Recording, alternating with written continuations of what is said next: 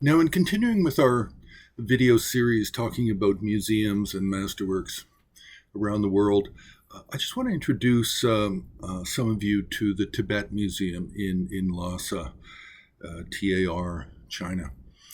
And the Tibet Museum is the biggest museum in the town city of Lhasa.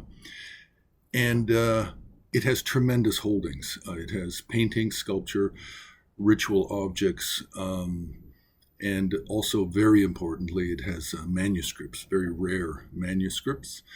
It holds some of the most precious palm leaf manuscripts that were in Sakya Monastery in Lakhangchemo. And those are now located in the Tibet Museum. And yes, they have been requested back to go to the Sakya Museum in Sakya Town. Also, there were some volumes of Bodong Penchen Chokle Namgyal's collection that were unavailable in the Bhutan set that was transported there in mid or early last century from Tibet. So there's very rare books that are not found elsewhere that scholars are very keen to get their eyes on and copies of. Now, some of the most wonderful Khenri-style paintings of the 17th century can be found in the Tibet Museum also, as well as textiles and just a wealth. But we have to understand also that there's a lot of confusion over where this art comes from, because the Tibet Museum is actually new, and a lot of this material is coming out of the Potala Palace. And in the 1960s, the Potala Palace was used as a repository of rare, expensive, and Buddhist objects from monasteries and temples all around central Tibet.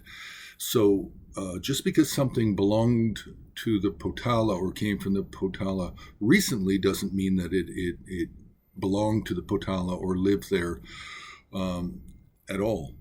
So when looking at the Tibet Museum and when looking at the other locations of art in Lhasa, you have to also think about the Norbulinka, which is set up as a museum now as well and has art holdings.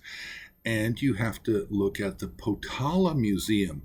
Now, I do not mean the building. I do not mean climbing those great vast stairs and going up and looking through all the rooms at the murals and the sculpture primarily. Some paintings, but most of the paintings are stored away. No, we also have another museum called the Potala Museum, which is a new building, and it's below the Potala in the old Sho village. And this museum also has wonderful, wonderful artifacts.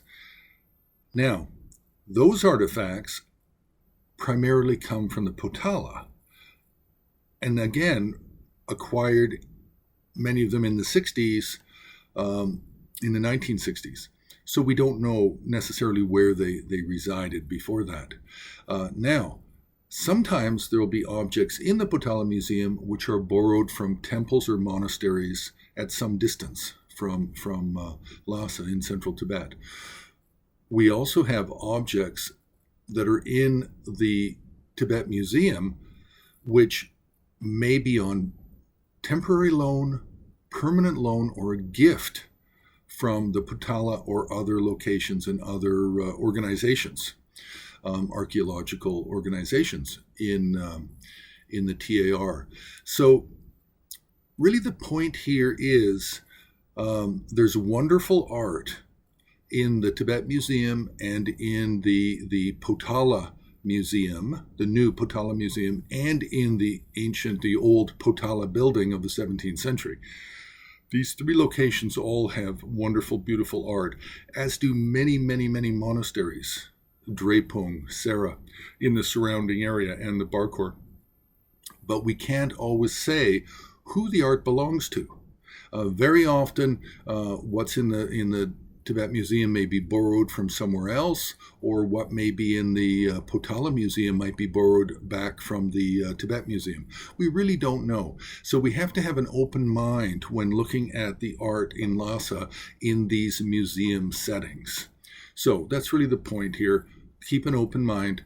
Don't be attached to trying to identify who owns a piece or where it belonged originally, because that's a tough one. That's going to take a lot more research that's actually being conducted right now by quite a number of people. So we'll leave it there. You can press the like button, you can subscribe, you can join HAR on Patreon, and you can also make a donation on the homepage of Himalayan Art Resources.